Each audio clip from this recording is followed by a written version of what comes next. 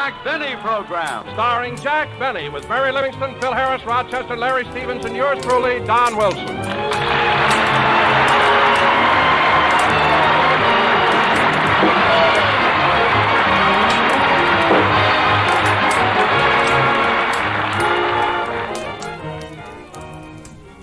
Tis the night before Christmas, and at Jack Benny's house, there are presents for all, even cheese for the mouse. Jack is up on a chair, then he's down on his knee, but you have to do that when you're trimming a tree.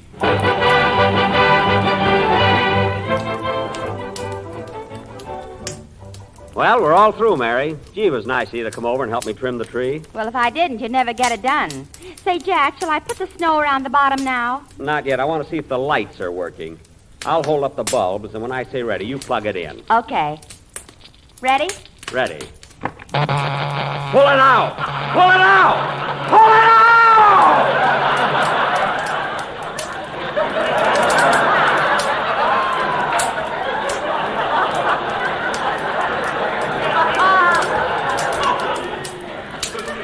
My goodness. Oh, Jack, why did you make me shut it off? Those lights were so pretty, especially those two blue ones that kept flashing on and off. Those were my eyes. I must have been holding on to a bare wire. Well, it's your own fault. Every time you fool around with electricity, something goes wrong. It does not. I know plenty about electricity. Oh, sure. Remember what happened 2 years ago when you fixed your doorbell? What happened? I pushed the button and it burned down Crosby's house.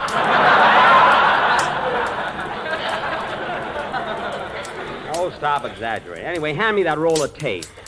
Give me that tape. I'll fix this bare wire right now. Here you are. Thanks. Comes to electricity, I know what I'm doing. See, when you see a bare wire, you just tape it up like this. And that way it's insulated against outside elements. There, that ought to be enough tape. All right, Mary, plug it in. Okay. Pull it out!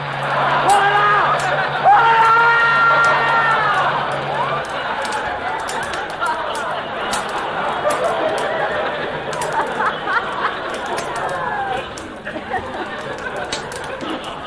For heaven's sake. What happened, Jack? I taped my finger to the wire. That's what happened. Oh, gee. And that time it is even prettier than before. What do you mean? Your nose lit up, too. It did not. Let's get this tree finished before the gang gets here. But, Jack, what about the lights? We'll have to let that go until later. Now, hand me one of those... Oh, Mr. Benny. What is it, Rochester? I baked that cake like you told me to. Good. Did you have enough whipped cream to spell out Merry Christmas on top? Yeah. Say, boss, how many R's in Mary? 2. Oh. So you better add one. Add one? I better cross one out. I got 3. Well, leave it. It's better than ruining the cake. Okay. Oh, Rochester, will you please take these Christmas tree lights and fix them? Fix them? Yes.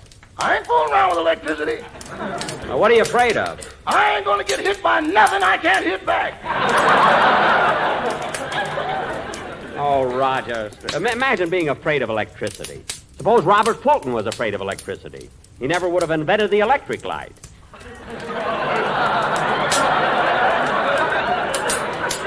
Would he? Jack, you're thinking of Thomas Edison. Edison? Well, then what did Robert Fulton do? He said, don't give up the ship. That was John Paul Jones. Now, let's not start that again. Now, Rochester, please fix these lights, will you? Okay. Let's see. Now, in electricity, there's the electrons and the electrodes. Then there's the positive and the negative. But I ain't positive which one is negative.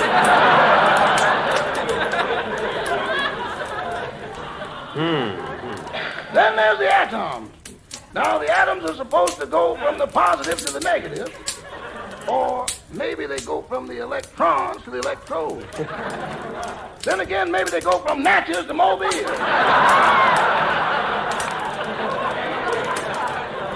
Rochester. Now, as long as these atoms keep passing each other, everything is all right. Yeah. But when they meet halfway and start fighting, they're going to turn on anybody who tries to butt in. Rochester, I'm not interested in the scientific details. I just want you to fix those lights. And I promise you, while you're holding the wires, no one in this room will turn on the switch. I know, boss. While I'm holding the wire, you ain't going to turn on the switch. And Miss Livingston ain't gonna turn on the switch. Of course not. But way up there at Boulder Dam, there's a little man sitting in a room with thousands of wires around him. What? How do I know he ain't gonna do something just to break the monotony? Oh, all right. I'll fix it myself. Go back in the kitchen. Come in. I'm looking for Mr. Benny. Mr. Jack Benny. Me? Yes. But you're a policeman. Well, now, what do you know? This blue uniform has given me away again. But, officer. Mary, say something. But, officer, Is that all you can say? that's all you said. Now, officer. Mr. Benny, I hate to be doing this to you on Christmas Eve, but I have a complaint about you disturbing the peace last week at Moore's department store. At Moore's Oh, that! Well, officer, that wasn't my fault at all. You see, first I had trouble with some crazy floor walker who kept hollering, "Stop breathing on my carnation." And then... A little slower, please. I'm writing it down. Yes, sir. How many R's in carnation? 1. There. And then some silly guy kept following me around, asking me what I thought I ought to buy his wife for Christmas. Now, I didn't mind it the first time or the second time, but he kept hounding me. And just before the real trouble started, I was standing by the perfume counter when all of us, I was trying to buy some perfume for my sister Flora. Here's your change, sir. Thank you. Come on, Mary. Let's get over I the... beg your pardon, mister. Oh, it's you again. What do you think I ought to buy my wife for Christmas? I told you before, I don't know what you should buy your wife for Christmas. Figure it out yourself. Figure it out yourself, he says. Figure it out yourself. Fine Christmas, Ferret. Look, I don't care what you buy your wife for Christmas. Don't buy her anything. Don't buy her anything. We've been married for 12 years. What are you trying to do, break us up? Look, I don't know your wife. I've never seen your wife. What's going on here? What's the trouble? That man's been caught stealing somebody's wife. What? At your age, you gray-haired wolf. Now, wait a minute.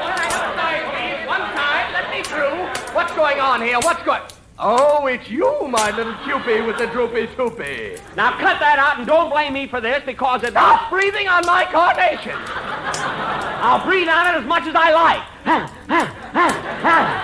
up, everybody. The man is mad. You're darn right on that, and this is all your fault. Mister asked me to buy your wife for Christmas. For all I care, you can buy her a dog collar. What size? What size? There you are, folks. You see what a crazy guy is, and you blame me. Why, it's not my fault. I'm not the type that would start trouble. I'm a peaceful home... Shut up!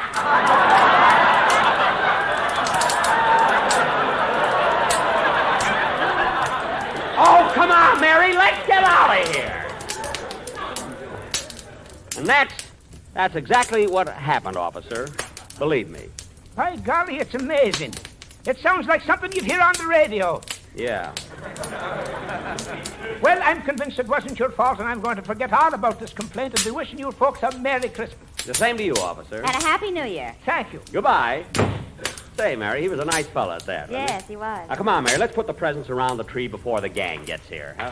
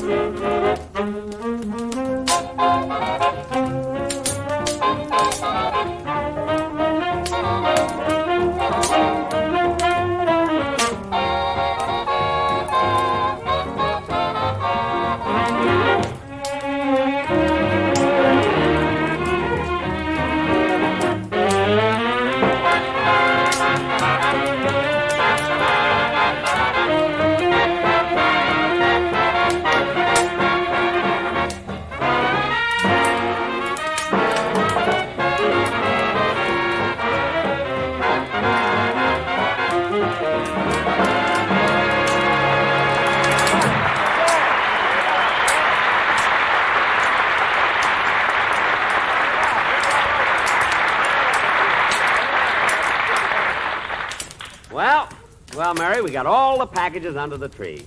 It looks nice, doesn't it? It sure does. Jack, if you're not going to use the Christmas tree lights, let's put on the candy canes. Okay, here's the box, and you can... Hey, wait a minute. I had 12 candy canes, and now there are only 11. Where's the other one? Don't look at me. I'm not looking at you, I'm asking you. All right, I ate it. Here's 10 cents.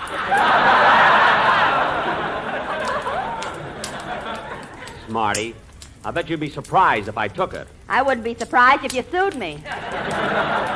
Mary, let's get this finished, will you? Jack, you better pick up those lights off the floor before somebody steps on them. Oh, yes. Now, where can I put them? You're going to put these lights up here on the chair. This chair right here. And, Mary, here's Rochester's present. I forgot that. Slip it under the tree. Boy, will he be surprised. But, Jack, how'll he be surprised? You've got toilet water written all over the package. Well, you got to do that with Rochester. When he opens the package and finds a bottle, he never stops to read the label.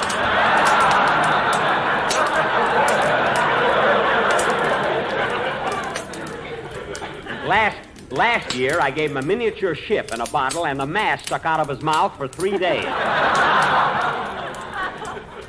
Every time I asked him something, he had to answer me through the crow's nest.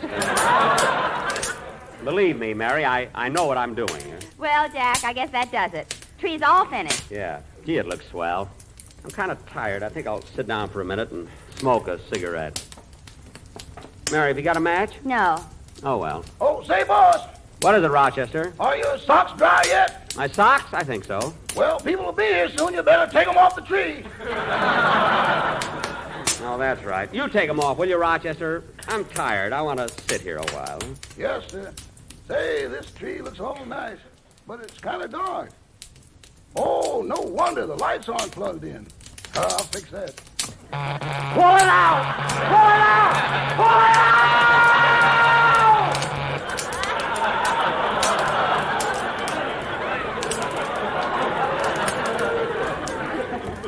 For heaven's sake. Well, what's the matter, Jack? I was sitting on the wire. As long as you're here, Rochester, give me a match. You don't need it now. Your cigarette is lit.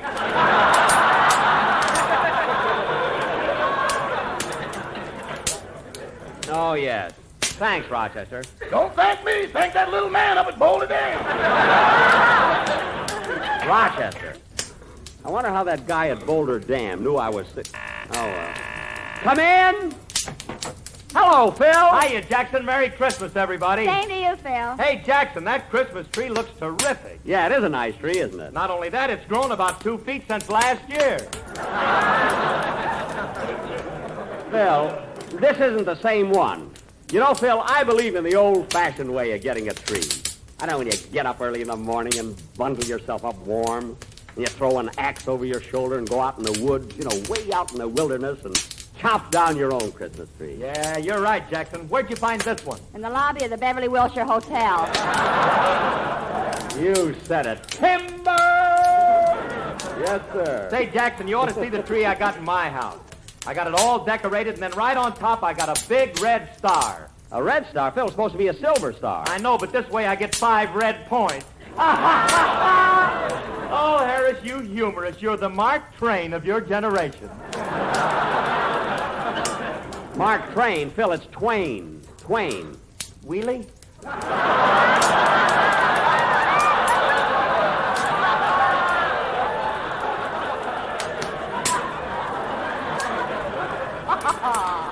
Phil, after a gag like that, you're lucky Santa doesn't scratch you with his claws. Say, that was pretty good, too. Don't bother sending us Cracker Jack, Mother. We're now getting corn by the ton. Oh, I don't know, Mary. I thought that was pretty cute. Hey, Phil, what do you got in that package there? Oh, I forgot, Jackson. It's a Christmas present for you. For me? Yeah, me and the boys in the band all chipped in and got it for you. Well, thanks. I'll put it under the tree. Oh, no, you don't. No, you don't. Open it up right now. Okay. It was certainly nice of you and the boys to think of me. You know, I really didn't... Oh, Phil, thanks. Gee, a beautiful turtleneck sweater. Gee. Well, look inside of it, Jackson. Inside? Oh! Oh, Phil. What is it, Jack? A turtle.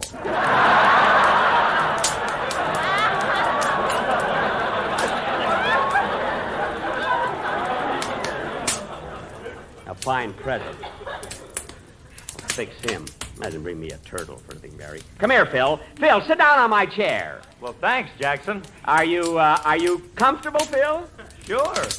Good. Mary, push in the plug. Oh, Jack, you wouldn't dare. Hand me the plug. I'll give it to him myself. Hey, Jackson, what about my present? Yes, sit where you are. You'll get it. It's a surprise. Mary, watch him jump. 1, 2, 3. There.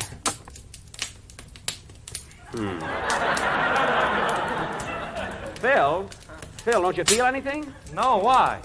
Well, what about the surprise? What's the matter? We're having a little trouble at Boulder Dam.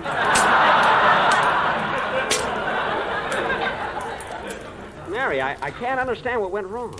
Phil, stand up a minute. Okay. Let's see. There must be something wrong with this thing. Pull it out! Pull it out! Pull it out!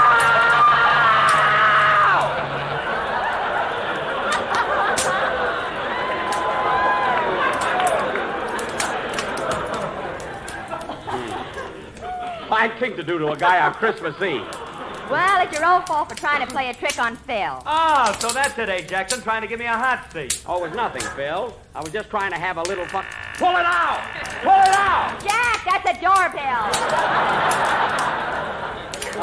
Oh. Come in. Hiya, Don. Hello, Larry. Oh, Don, Phil, and Larry. Merry Christmas, Don. Hey, I'm glad you fellas were able to come over. Well, say, Mr. Benny, Yes, Larry. well, last night I went to the movies and I saw a picture called Hollywood Canteen. You did? Yes, and you want to know something? What? You were in it. Yes, I know, kid. I happened to see the picture. 8 times. What? On the days he can't go, he sends me. Rochester. Between you and me, that seat never gets a chance to cool off. Never mind. Well, say, Jack, I saw the picture, too. You did, Don? Well, Don, tell me, how did my violin solo go over? Well, Jack, this will amaze you. Really? When you started to play, the man next to me got all excited and enthused. Oh, I get it, Don. I get it. You don't have to. Okay, Mr. Benny, I got the cake and coffee on the table. Good. Come on, fellas. Let's have a little bite. yeah. Come on, everybody. Now, take it easy, fellas. Take it easy. There's enough for all. Yes, folks, you don't have to crowd. Just line up to the right and have your ticket stub ready. Rochester, this is Christmas. Oh, yes, excuse me. Now, fellas. Hey, who can that be? Come in. Well, I'll be darned. Hiya, Buck. Hello, everybody.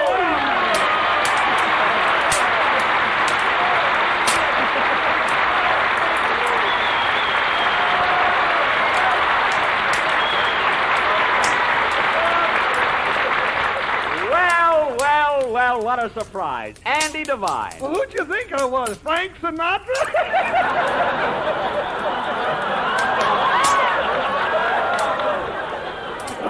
No, Andy, your voice and figure are both a little huskier, I think. Hey, Andy, there's Don Wilson. Oh, yeah. Hello, Skinny. Hello, Fatso. It's the first time I ever heard a pot call a pot a pot. Say, Andy, how's your mother? Oh, she's swell, Buck. Hey, you know, it's nice the way you think of her every year. Oh, I always call my friends around the holidays. Well, you don't have to worry about Ma. Buck, she wouldn't think of buying her Christmas cards from anyone else but you. I know. That's why I always throw in a couple of extra ones, you know? Here you are, folks. Here's the... Oh, hello, Mr. Devine. Well, hello, Rochester. I'm glad you dropped in on the boss. Christmas wouldn't be Christmas without you. Well, thanks, Roch. You know, the holidays wouldn't be the same if I didn't see all of you fools. Those are the two voices that drove Gravel Gertie into hiding.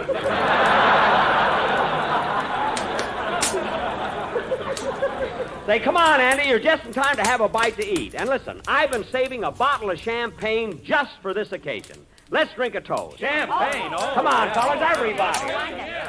Oh, Rochester, give me that bottle of champagne. Here you are, boss. Shall I open it? No, I'll open it myself. Thank you. Now, let's see. Champagne corks are so tight. Gee, they're hard to get loose. For goodness sake, fellas, don't just stand there. Pull the cork out of his mouth. Oh, Okay, hold your head still, Jackson. I'll pull the cork out. Rope. Now, there.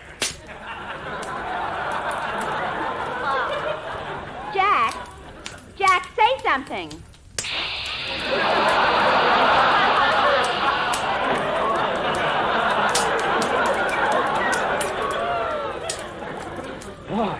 Here, Rochester. Rochester, fill the glasses. Yes, sir. Hey, fellas, how about a toast? Hey, I got one. Go ahead, Andy. A toast? Go ahead. Here's to you, Buck, Mary, Phil, and the whole gang. We've been friends for a long time, and I hope it always stays that way. Merry Christmas! Merry Christmas, Andy! Merry Christmas! Jack, can I give a toast too? Sure. Go right ahead, Mary. A Merry Christmas to everyone, everywhere. Yeah, Merry Christmas, everybody! Merry Christmas! Merry Christmas!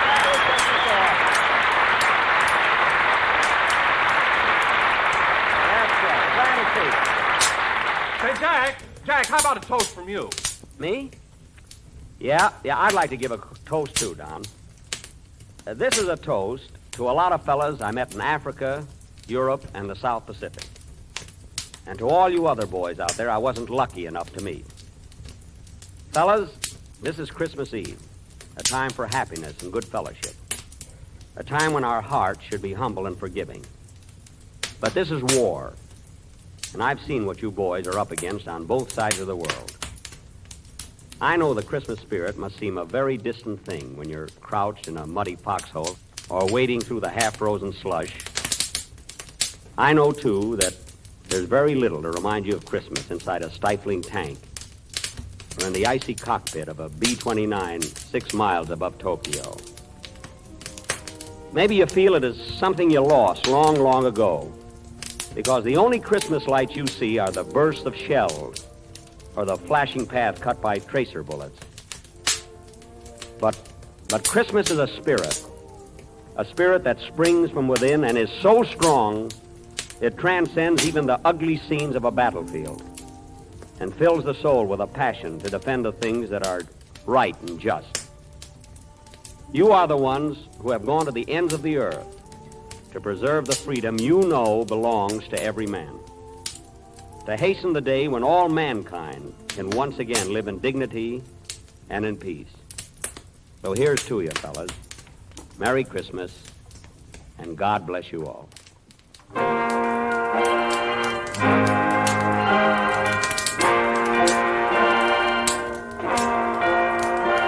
Oh, come, all ye faithful, joyful and triumphant.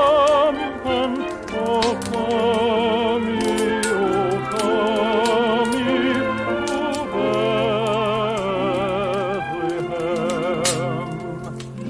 Bethlehem.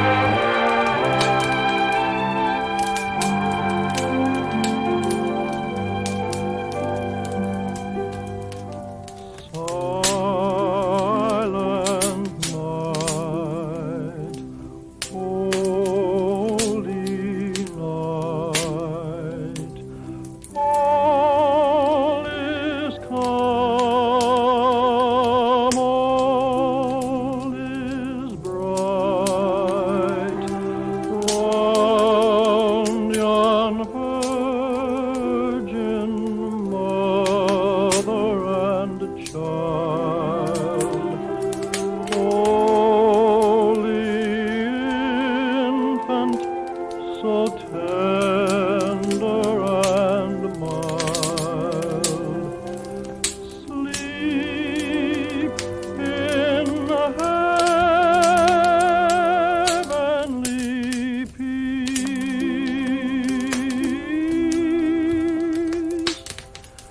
Sleep in heavenly peace.